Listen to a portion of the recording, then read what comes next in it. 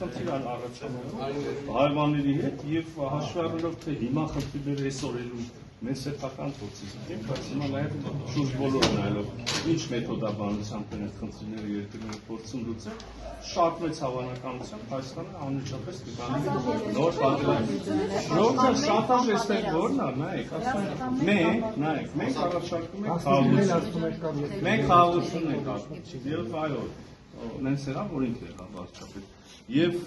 այո, մենք ասում ենք մեզ պետք է խաղաղություն, մեր երկրի պետք է խաղաղություն, այլ պայմաններում ուղղակի հավատացեք, մեր խորը համոզման Հայաստանի Հանրապետության